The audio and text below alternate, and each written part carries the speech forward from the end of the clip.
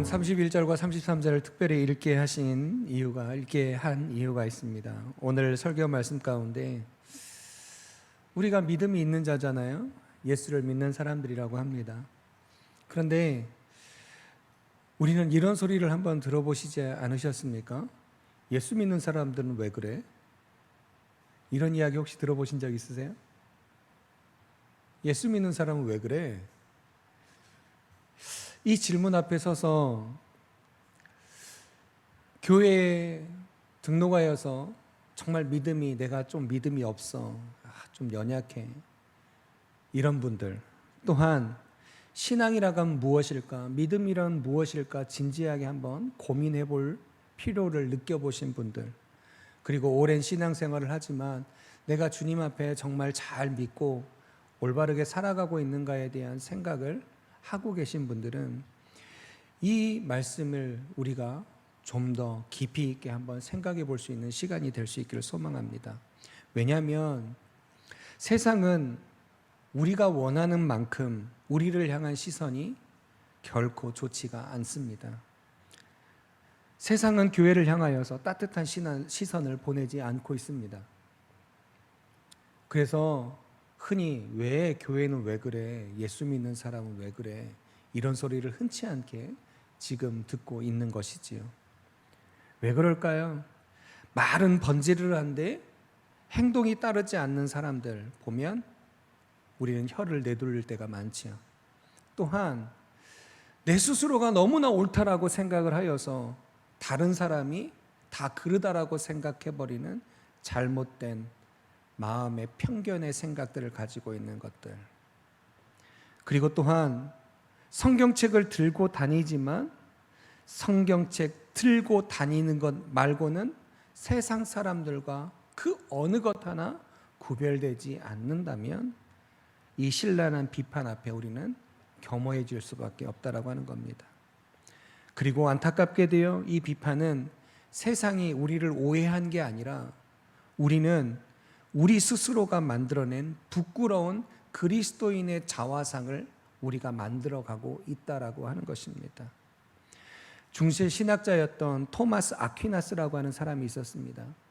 그 토마스 아퀴나스라는 사람이 그 당시의 교황이었던 이노첸시오 4세라는 사람과 같이 만남의 시간을 가졌어요. 그리고 난 다음에 이 교황이 이 아퀴나스를 데리고 이 교회 안으로 들어갔습니다. 그리고 난 다음에 교황은 수많은 보물과 그 말을 세워지고 있는 광경을 이 아퀴나스에게 보여주며 자랑스럽게 이렇게 말을 했어요. 아퀴나스 선생, 보시오. 이제 교회가 금과 은나 내게 없거니와 라고 말하는 시절이 지났소. 그러자 이 아퀴나스가 교황을 은근히 바라보며 이렇게 응수합니다. 맞습니다, 교황님. 그러나 교회가 나사렛 예수 그리스도 이름으로 일어나 걸으라 라고 말할 수 있는 능력의 시대도 함께 끝났습니다. 이 아퀴나스와 교황이라고 하는 사람이 만나서 교회 안에서 나누었던 대화입니다. 교황은 이 교회가 힘들고 어려운 시절이 지나서 교회 안에 금은 보화가 가득 싸지고 있다는 거지요. 그래서 사도행전 3장의 말씀을 들어서 금과 은나 내게 없다라는 말을 이제 못할 것 같아 이렇게 웃으며 읊조렸는데, 아퀴나스는 그 이야기를 받아치며 그 뒤에 있는 예수의 이름으로 일어나 걸으라라고 하는 능력의 교회가 사라졌다라고 이야기하는 겁니다. 여러분, 우리의 믿음도 그와 같지 않은가요? 우리의 삶도 예전보다 많이 풍요해졌습니다. 요즘에 굶는 사람을 찾아볼 수가 없어요. 하다못해 노숙자의 삶을 사는 사람들도 굶는 시대가 아니에요. 먹을 것을 주고 입혀주는 시대입니다. 미국은요, 노숙자의 삶을 자처해서 사는 사람들로 생깁니다.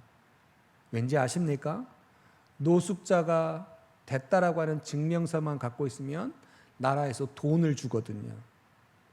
이마만큼 세상은 너무나 살기 좋은 세상이 되었습니다. 교회도 마찬가지입니다.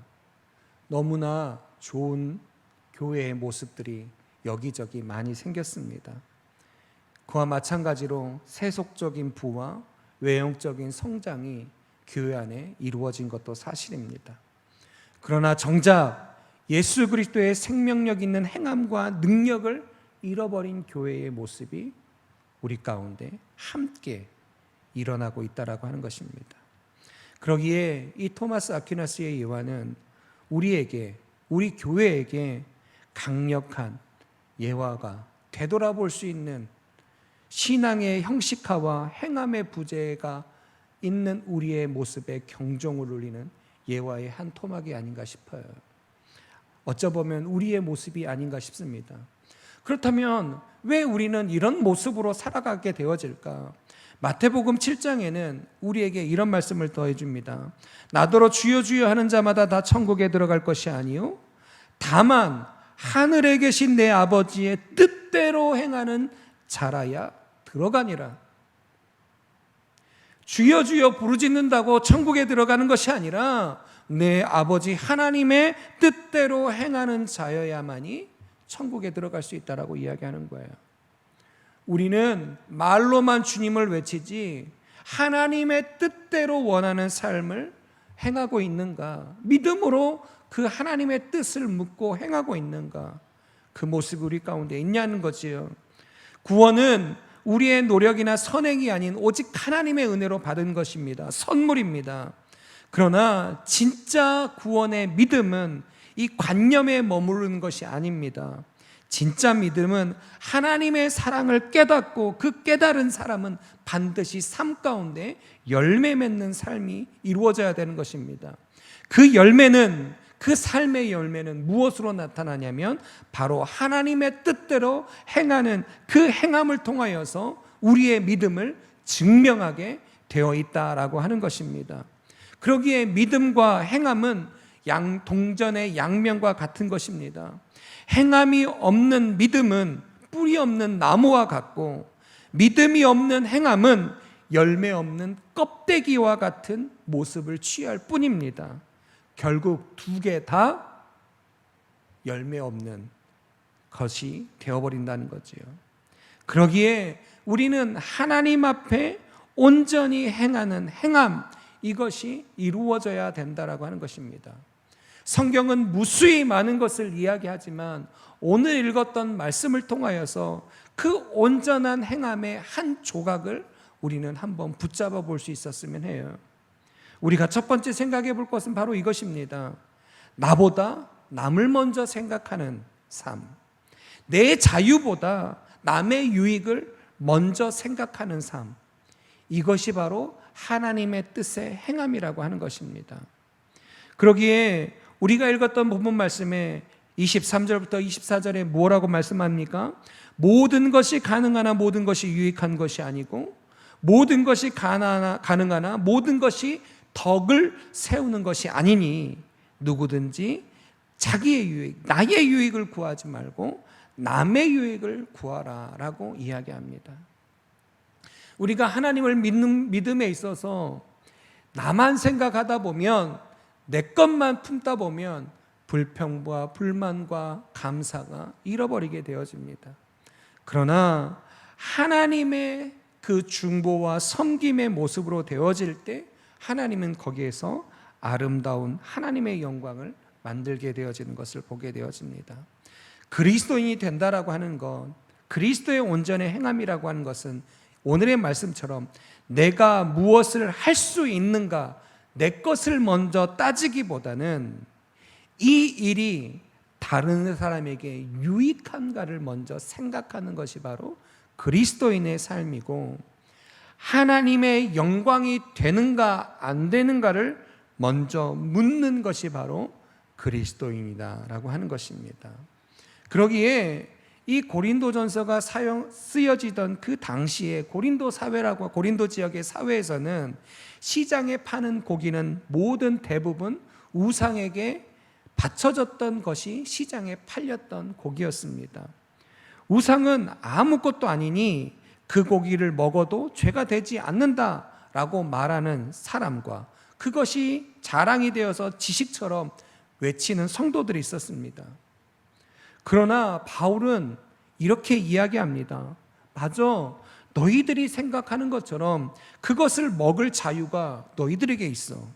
그러나 그 자유로운 행동 때문에 하나님의 교회에 들어온 사람이, 하나님을 막 믿는 사람이 잘못된 믿음과 하나님을 믿지 못하는 상처를 받게 되어진다면 사도 바울은 무엇이라고 이야기하고 있냐면 그 고기 나 평생 안 먹을 거야 라고 단호하게 결정한다라고 하는 거죠.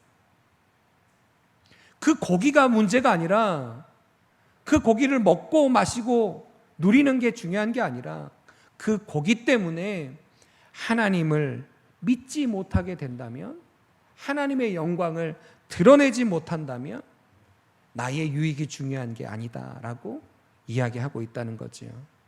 바로 예수 그리스도를 따르는 사람은 이런 거룩한 행함이라고 하는 것이 주어져야 된다라고 하는 것을 이야기하지요. 세상은 내 권리, 내 유익, 내 기본에 충실하라고 최우선이라고 가르칩니다.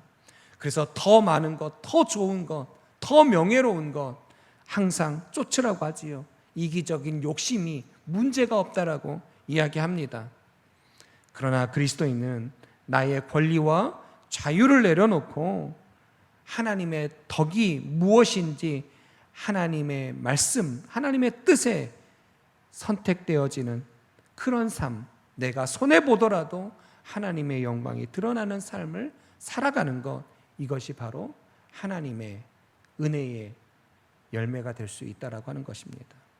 1948년 여수의 여순 사건이라고 하는 게, 여수 순천에 있었던 사건, 여순 사건을 여러분 기억하실 겁니다. 여기에서 가장 유명한 한 분의 목사님이 우리에게 비춰지지요. 바로 손양원 목사님이라고 하는 분입니다. 이 여순 사건에 두 아들인 손동인, 손동신이 곤산당 청년이었던 안재선이라고 하는 사람에 의하여서 공개 처형을 받게 되어집니다. 이 손 목사는 두 아들을 하루아침에 잃은 슬픔에 빠지게 되어집니다. 그런데 나중에 이 두 아들을 잃은 슬픔 속에서도 이 손양원 목사님은 그 아들을 죽인 청년 안재선에게 사형 선고를 당하는 그런 상황 속에서 그를 구출하고 구원하고 자신의 양 아들로 삼았습니다. 도저히 인간의 생각으로는 할 수 없는 일이었던 거지요.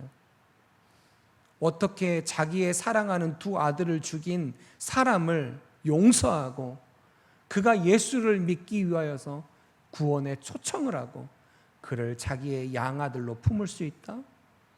그렇게 하니까 손양원 목사님의 딸이 울고불고 난리 냈다고 하는 그런 일화가 있잖아요.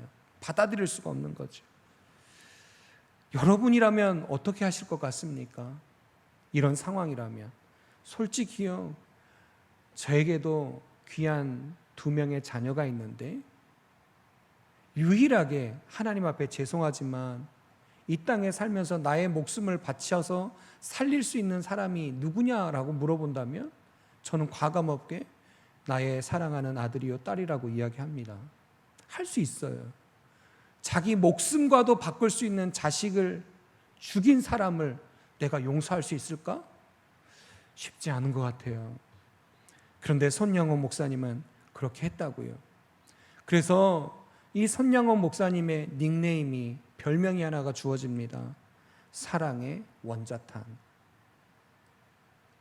그래서 사람이 왜 자기 자식이 죽어가고 죽음을 만든 이에게 복수의 마음을 품고 싶고 원한과 원망이 있을 수 있는데도 불구하고 손양원 목사는 자기의 심장을 후벼파며 예수의 마음으로 그를 구원의 손길로 다가섭니다. 그래서 세상은 이렇게 말합니다. 정서와 용서의 한계를 뛰어넘어 믿음이 실제 행동으로 나타나 세상에 전해지는 울림이 되었다라고요. 그 세상의 울림의 모습이 바로 이 손양원 목사님이 되었다라고 하는 거지요. 도저히 할 수 없는 것, 그러나 행하는 하나님의 뜻의 거룩함을 통하여서 그 양자로 삼은 아들은 나중에 구원을 받고 목회자가 되어서 순천에서 하나님의 목회를 감당하는 사람이 되었다라고 하는 것이지. 여러분, 우리는 다 할 수 있습니다. 누릴 수 있습니다. 그러나 그것을 하지 않는 것은 하나님의 뜻의 영광이 그 안에 있는가 없는가를 살펴보는 것, 이것이 중요하다는 거지요. 그렇게 살아갈 때 우리는 거룩한 행함이 우리 가운데 드러나게 되어지고, 그 거룩한 행함은 세상 가운데, 나의 가정과 자녀들 가운데 울림이 되어진다라고 하는 것입니다. 그리고 또한 우리는 기억해야 합니다. 먹든지 마시든지 무엇을 하든지 다 하나님의 영광을 위하여서 하라라고요. 바울은요, 우리가 행하는 행함이 거룩한 성화나 순교의 현장에서 나타내라라고 이야기하지 않습니다. 무엇할 때? 너희가 먹고 마시든지 무엇을 하든지. 먹고 마시는 것은 인간의 가장 기본적인 소소한 일상입니다. 그 소소한 일상의 자리에서 내가 무엇을 하든지 하나님의 영광을 위해서 하라라고 이야기하고 있습니다. 여러분, 우리가 세상에서, 우리가 교회 안에서도 마찬가지예요. 우리 공동체 안에서도 마찬가지예요. 대단한 우리가 하나님의 말씀을 몰라서 세상에 손가락질 받는 것도 아니고요. 우리가 기도를 안 해서, 찬양을 안 해서, 예배를 안 해서 손가락질 받는 것 아닙니다. 세상 사람들은 어찌 보면 우리보다 더 이기적이고 우리보다 더 돈을 밝히고 더 가식적으로 살아갑니다.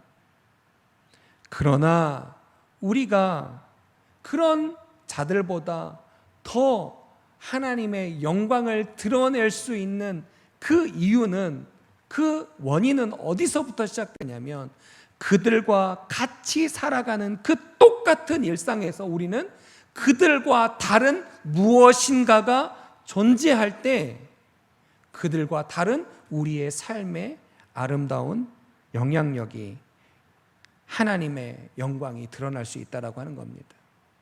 그들이 더한다 할지라도 우리는 더 안 하는 삶을 선택하는 것, 우리의 일상에서 그것이 이루어진다라고 하는 거지요. 거룩함은 성경책을 들고 예배당에 앉아 있을 때 완성이 될까요? 아닙니다. 예수님의 살아계심을 따라 우리가 살아가는 일터에서 땀을 흘릴 때 하나님의 영광의 거룩이 완성이 됩니다. 나보다 약한 이웃을 배려하고 겸손히 섬길 때, 고개를 숙일 때 거기에서 하나님의 거룩함이 드러납니다. 선행을 행하다가 손해를 볼지라도 내가 예수의 정직한 길을 걸어갈 때, 나를 아프게 한 사람을 용서하여 품어주고 손을 잡아줄 때, 그때 하나님의 영광이 드러난다라고 하는 것입니다. 비로소 우리의 일상이 하나님 앞에 드려질 때, 그 거룩한 행함이 나타날 때, 그때 비로소 세상은 우리를 향하여서 뭐라고 말할까요? 저 사람은 진짜 예수를 믿는구나, 저 사람은 정말 예수쟁이가 맞구나, 이야기를 들을 수 있는 거지요. 총만 맞는 신학자이자 철학자였던 슈바이처라고 하는 사람이 있었습니다. 이 슈바이처가 30세 때 자기가 누릴 수 있는 모든 기득권을 내려놓고 의학을 공부하기 시작하였고, 그 의학을 공부하자마자 아프리카 람바레네라고 하는 곳으로 떠났습니다. 사람들이 왜 말로 복음을 전하지 않고 힘든 의료 봉사를 하느냐고 슈바이처에게 물었습니다. 그때 슈바이처가 뭐라고 대답했는지 아십니까? 나는 말로 설교하기보다 내 삶으로 주님의 사랑을 번역하고 싶었습니다. 말로 하는 설교는 오해를 만들 수 있지만 사랑의 행함은 어떤 장벽도 뛰어넘을 수 있는 전달력이 있습니다. 바로 슈바이처가 아프리카로 떠난 이유였습니다. 복음은 하나님의 영광은, 하나님의 사랑은 가식적인 말이나 지식으로만 전달하는 것이 아니라 가장 강력한 설교와 은혜의 복음은 주님의 사랑을 행동으로 번역하는 우리의 삶이라고 하는 것이지요. 저도 목사의 삶을 살아가지만 저는 이 말을 굉장히 싫어합니다. 누군가가 기도의 제목을 저에게 중보를 요청을 합니다. 그러면 기도할게요. 기도해드리겠습니다. 좋은 말이죠. 그런데 저는 그런 중보 기도를 받으면 바로 그 자리에서 먼저 기도합니다. 그리고 중보 기도를 저의 삶의 자리에서 합니다. 중보 기도한다고 해놓고 기도 안 하는 사람들이 많을까요? 많지 않을까요? 많아요. 목회자들은 더 많을 수도 있는 것 같아요. 그래서 저는 받자마자 기도합니다. 그 성도와 함께. 여러분, 우리는 우리의 행함이 이렇게 우리의 일상에서 아주 작은 것에서부터 시작될 때 하나님이 그 세상 속에서 우리를 가장 하나님의 영광을 드러내는 거룩한 영향력 있는 하나님의 사람으로 만들 수 있다는 것입니다. 이런 삶이 되어질 때 이 믿음의 행함은 우리가 변화시킬 수 없을 것 같은 세상도, 우리의 가족도 변화시킬 수 있는 것입니다. 히브리서 11장 6절에 이렇게 말합니다. 믿음이 없이는 하나님을 기쁘시게 하지 못하나니. 하나님이 찾으시는 진짜 믿음은 마음으로만 고백하는 믿음이 아니라 이렇게 하나님을 기쁘시게 하는 믿음으로 나가는 자가 되어야 합니다. 우리의 믿음의 선배들은 일제강점기에도 한국의 전쟁의 혹독한 시련 속에서도 목숨을 걸고 그리스도의 삶을 살았고 버텨냈습니다. 타협하지도 않았습니다. 그러기에 세상 속에서 참다운 영향력 있는 하나님의 교회와 하나님의 성도와 영향력 있는 목회자들이 그리고 믿음의 성도들이 생길 수 있었다는 거지요. 지금도 하나님의 교회는 잘못되지 않았습니다. 그럼에도 불구하고 세상은 교회를 어두운 이야기를 쏟아붓습니다. 결코 세상을 변화시킬 수 없을 곳으로 이야기해요. 여러분, 최근에 한국의 주한대사, 미국에 온 주한대사가 미셸 스틸이라고 하는 분이 왔습니다. 그런데 그분이 와서 제일 먼저 갔던 곳이 어디냐면 서울에 있는 영락교회를 방문했어요. 그곳에 전화해서 이번에 새로 부임한 미셸 스틸인데 그 교회에 방문하고 싶습니다 라고 전화했더니 그 교회에서 지금 담임 목사님이 없는데 다음에 방문하시지요 라고 했어요. 그랬더니 이 미셸 스틸이라는 사람이 나는 그 교회에 가서 기도만 하면 됩니다 라고 대답했대요. 참 너무나 아름다운 이야기죠. 정치에 있는 사람, 어떻게 보면 주한대사는 장관급의 대우를 받는 사람인데 그 미국의 그 사람이 영락교회에 오니까 영락교회 성도 그 사람은 담임 목사님을 만나야 될 것 같다는 생각을 제일 먼저 했는데 그 미셸 스틸이라는 사람은 나는 그 교회 가서 기도하면 됩니다. 기도만 하고 올게요. 안 알리고 가면 안 되니까. 우리의 생각이라고 하는 거죠. 얼마나 우리의 한 단면을 보게 됩니까? 그래서 이 미셸 스틸이라는 사람이 왜 영락교회를 가게 했는지 이렇게 이야기를 해요.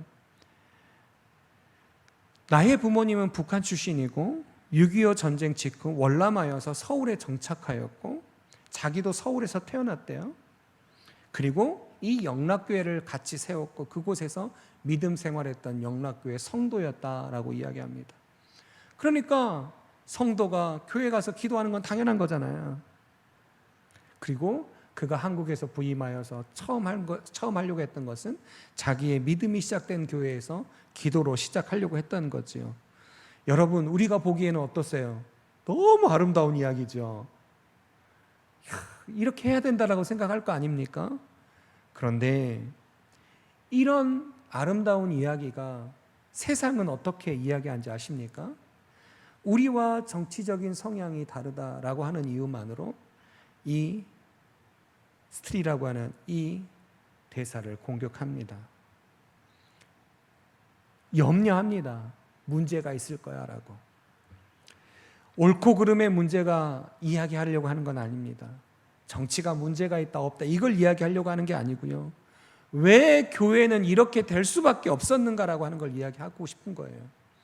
왜 이렇게 순수하고 아름다운 믿음의 기도의 모습이 있는 분이 교회에 가서 기도하려고 하는 것뿐인데 그 기도하려고 했던 그 모습 자체도 세상은 생각을 끼고 바라보게 될 수밖에 없었을까라고 하는 거예요. 저는 그 뉴스를 보면서 왜 이렇게 될 수밖에 없었을까? 왜 이럴까? 하나님이 질문에 대한 답을 좀 줘보세요. 이런 기도를 했어요. 그러면서 이 설교를 원고를 적으면서 이런 글을 적었습니다. 나 하나 바르게 산다고 세상이 바뀔까 싶을까? 바뀔 수 있을까? 결코 바뀔 것 같지 않지요. 그런데 나 하나 바르게 산다고 세상이 바뀔까 싶지만 결코 그렇지 않다. 내가 바른 행함으로 내 영혼이 먼저 하나님 앞에 바로 세워진다면 내가 살아가는 세상은 변화될 것이다.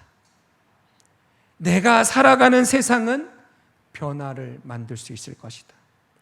그 바른 믿음의 모습이 없기에 나 혼자 내가 하나님 앞에 믿음으로 살아가려고 하는 그 애씀이 없기에 한국교회 성도는 이 세상에 빛과 소금의 역할을 감당할 수 없게 된 것이라면 나의 겸손한 행함이 나의 믿음의 변화가 내 가족과 이웃이 그리스도의 사랑을 보게 만들 수 있다면 그리스도의 온전한 행함으로 이 어두운 사회는 이 국가는 거룩한 빛으로 바뀌게 될 수 있다라고 하는 겁니다. 결국 누구로부터 시작된다라고 하는 거예요? 바로 나로부터 시작된다라고 하는 거죠. 예수님은요, 너희는 세상의 빛과 소금이라고 그랬습니다. 소금과 빛이라고 했어요. 너희라고 이야기했어요. 너희. 우리라고 이야기하지 않고 어떤 떼거리의 집단을 이야기한 게 아니라 너희는 바로 저와 여러분은 세상의 소금과 빛이라고 이야기했습니다. 바로 나를 이야기하신 거죠. 또한 세상이라고 이야기했습니다. 예배당이라고 이야기하지 않았어요. 교회라고 이야기하지 않았어요. 교회 안에서 소금과 빛이 되라 라고 이야기하지 않고 어디서 소금과 빛이 되라고요? 세상에서. 하나님은 바로 이런 행하는 자를 통하여서 하나님의 교회가 반석 위에 지은 집과 같은 지혜로운 아름다운 사람들과 함께 결코 흔들리지 않는 하나님의 교회와 하나님의 영광을 만들어낸다라고 하는 것입니다. 그러기에 여러분, 주님의 뜻을 행하며 사는 것이 너무나 중요합니다. 그러나 힘드시지요. 끊임없이 이기심과 욕심이, 그릇됨이 우리를 넘어뜨리려 합니다. 그러기에 우리는 무엇이 필요합니까? 복음이 필요합니다. 하나님의 말씀이 필요한 거고요. 하나님 앞에 기도하는 삶이 필요한 겁니다. 왜 교회에 와서 그래도 일주일간 살더라도 왜 하루라도 교회에 와야 됩니까? 라고 물은다면 바로 우리에게는 이 예배가 필요하기 때문인 거예요. 복음이 필요하고 말씀이 필요하기 때문입니다.